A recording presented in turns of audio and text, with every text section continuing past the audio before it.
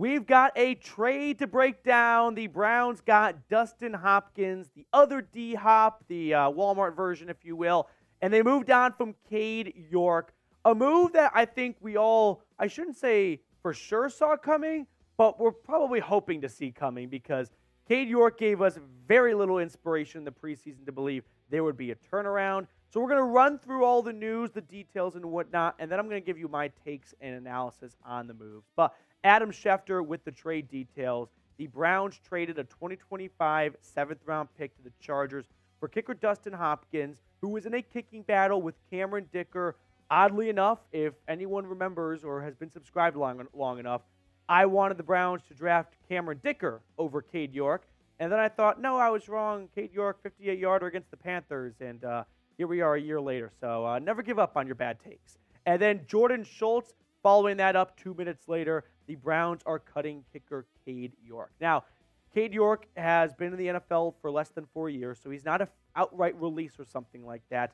I guess the more proper term would be the Browns are waiving Cade York. He will go through the waiver wire period. If a team claims him and his contract, which has 3 years left on it and not a lot of money, go to that team.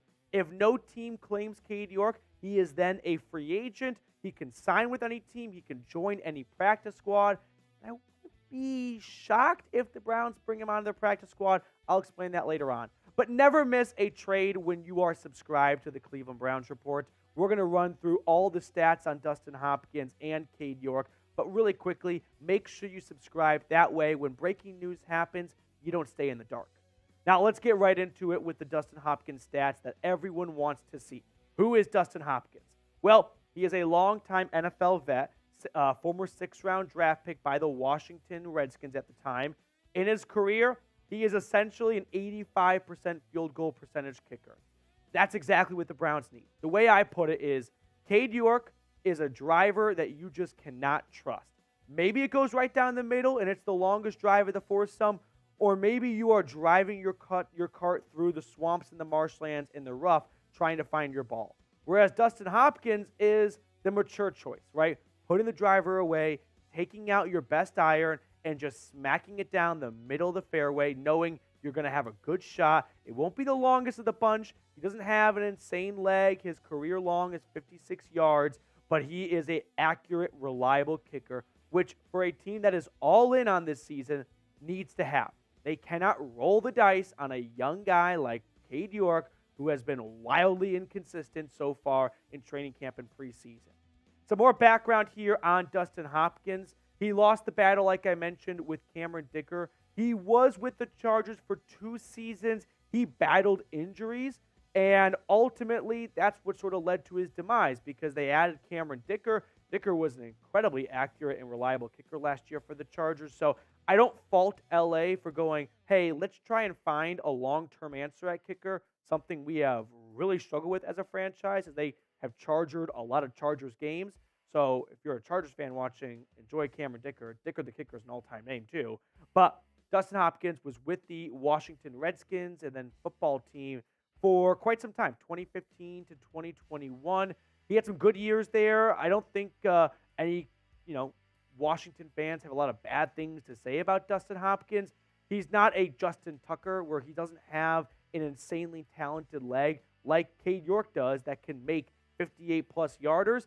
But I can tell you this much, he is accurate between 40 and 49 yards. And that's what the Browns need, right? There might be a game, and I hate myself for even putting this out in the universe, where they asked Dustin Hopkins to make a game-tying 59, 58-yarder. And if he doesn't make it, we're all going to be thinking, oh, man, if only Cade York was here for this moment. But when that moment comes, for every one of those moments this season, there will be 10 moments of Dustin Hopkins making a 43-yarder that we don't have to sweat through. And for that reason, the Browns are making the right decision, right? And I also want to plug for a place like Cleveland that is notoriously tough to kick because it's right by the lake. Dustin Hopkins, career field goal percentage when kicking outdoors, it's essentially the same as his entire field goal percentage in his career, 84.2%. So he is not swayed by kicking outdoors versus kicking indoors. But let me know, is the Browns roster complete? C for complete, I for incomplete. Maybe they add a Jakeem Grant replacement for special teams. But if we look overall, 22 starters, or I guess kind of 25 starters with kicker, punter, and long snapper, I don't know if there is a guy on the market who is better than any one of the starters for the Cleveland Browns. Honestly, I don't think there is a waiver wire claim they need to make to find a new defensive tackle, right? Sure, you can maybe add another running back, but you did that with Pierre Strong already. So I feel very confident that this 53-man roster for the Browns is the best roster available at Andrew Berry's fingertips going into the 2023 season. I would say C for complete. Looking over the trade details one more time, Hopkins for a 7th rounder. I could care less about 7th round picks. I've always said if I was an NFL GM, I would never go into a draft with a 7th rounder. Sure, you get your once in a blue moon, Julian Edelmans of the world, or whatever. You know what I mean? There's always a couple of exceptions, but by and large, if you can trade a 7th rounder for a guy who could have a serious impact on your season, because the Browns went 0-2, 0-1-2. I don't know where the draw goes, and it doesn't matter. 2 losses, 1 draw, all by a field goal or less. If they have a reliable kicker who can just make 43-yarders, the Browns would have won all 3 preseason games. Now, I don't care about losses in the preseason because the offense and defense don't play all 4 quarters. The starters don't. But I do care when kickers miss kicks in preseason football because there is no difference between a 43-yarder in the preseason versus the regular season. But there is a difference about a run play in the preseason versus the regular season because Nick Chubb's not the one at the goal line in the preseason. But honestly, good on Andrew Berry for putting his pride, and I wouldn't say his ego, but swallowing his pride more or less and realizing, you know what? I had to go out and I had to make what was the best move for this team. And at the end of the day, he did not have a smashing 2022 draft class. We'll throw it on screen, Chipper. It's okay. Martin Emerson, good pick. Alex Wright, yeah. David Bell, yeah. Perrion Winfrey, Cade York, gone. Jerome Ford, too early to say. Michael Woods, unfortunately, ruptured Achilles. Isaiah Thomas, injured. Dawson Deaton, gone. Like, we're looking at how many names there? 9 names, and 3 of those names have already been waived before the start of 2023. Losing 33% of your draft class after 1 season is not the best managerial work by a GM, but it's better than holding on to Cade York and losing regular season games because you don't want to admit a mistake. And it's fair to say Cade York in round 4 was a mistake. I didn't hate the pick at the time because kickers are so important. And if you had to trade Justin Tucker right now, or if teams got to go back and redraft that year Justin Tucker went out, I bet there's a team that would take Justin Tucker in the first round. But for whatever reason, Tom Downey from Chat Sports is right. Drafting a kicker just doesn't work. There is a long list of skeletons of failed attempts of drafting a kicker. The Bucs took that Florida State guy, Roberto Aguero, whatever. Didn't work out. 1 year later, gone. Jake Moody, 3rd rounder from the team up north, struggling in the Bay Area already. He'll probably get 1 year like Cade York did, but if there's not a turnaround, there could be an issue there. And Cade York in the preseason, 4 of 8. I'm going to put him down as 4 of 10. He had 2 penalties wipe away missed field goals that should have been makes anyway. So in my eyes, he didn't go 50%. He went 40%. He did make every extra point, which he struggled with at times last year in the regular season, which you look at his 2022 stats now, 24 of 32, and that is a whopping 75 field goal percent. Part of me will always be in debt, I should say, emotionally to Cade York because of that picture. He won the Week 1 game against Baker Mayfield and the Panthers after the defense and Joe Woods tried to sabotage Cleveland's offense. So I'm always going to be thankful for Cade York for ending the curse of Week 1 losses for the Browns, taking down Baker in a big-time emotional game with all the eyes on the Browns. But after that, it was just downhill. Now, before we kind of wrap up today's show with some more thoughts I have, let me tell you guys about an awesome Browns hoodie that's 50% off. Now, it's late August. It's still hot outside. But you guys know that September is going to come, and then the leaves are going to start changing colors, and they're going to start falling. you're going to want to have an awesome Browns hoodie to wear. So get one now, 50% off, because if you decide in October to get one, it's not going to be 50% off anymore, and you'll be paying full price. So do future you a solid, chatsports.com/CLE hoodie. I want to go back in time just to yesterday on a Zoom interview with Kevin Stefanski and the local reporters. He was asked point blank about Cade York starting week 1. He said, "We always keep those internal as we get through this week, but I'll reiterate, I think Cade is very, very talented." Talented is a very loose term to use in the NFL because everyone's talented, right? They're in the National Football League. No one's in the NFL for not being talented. But I think Cade York might have a chance, and maybe I'm way off base here, of being added to the practice squad because they are in love with that distance and the leg and the power he has.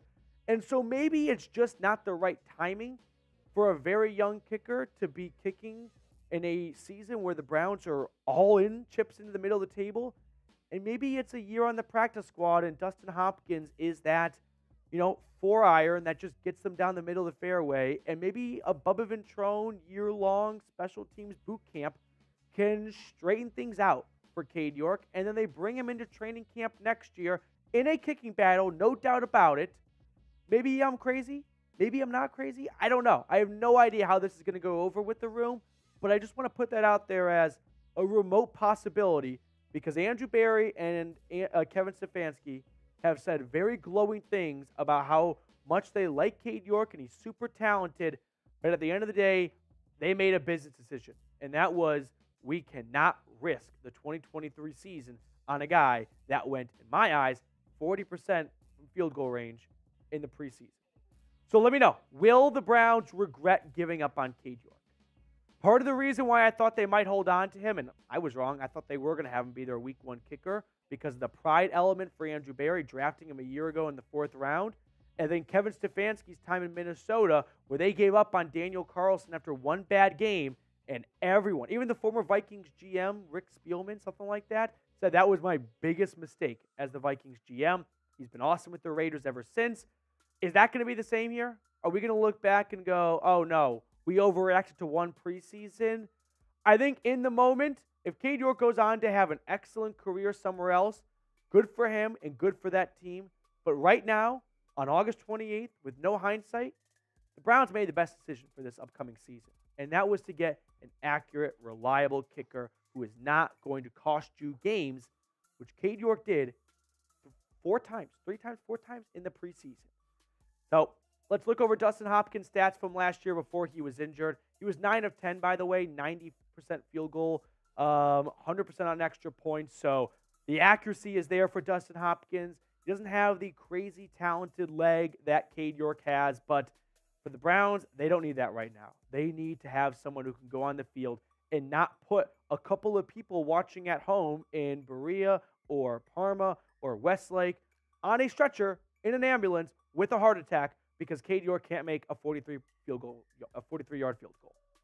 Before we get on out of here, let's pick a card here as we are almost done with the offseason, 13 days.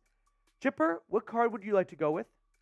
I'm going to go, let's go 6 of diamonds. 6 of diamonds? 6 of diamonds. And Allie, to wrap up every show on the Browns Report, we pick a random card. You got a 1 in 52 chance. Which card do you want to go with? So 7 of clubs, 6 of diamonds, you said? I'm going to go 3 of diamonds to remember Cade York, number 3. Okay. So close. 2 of diamonds. 2 of diamonds. Okay. That will do it for us on today's show. Cade York, done in Cleveland for now. Dustin Hopkins, the Kirkland version of D-Hop. Imagine if I told you back in June I guaranteed D-Hop to the Browns. What a spin zone this would have been if that would have been Dustin Hopkins and not DeAndre Hopkins.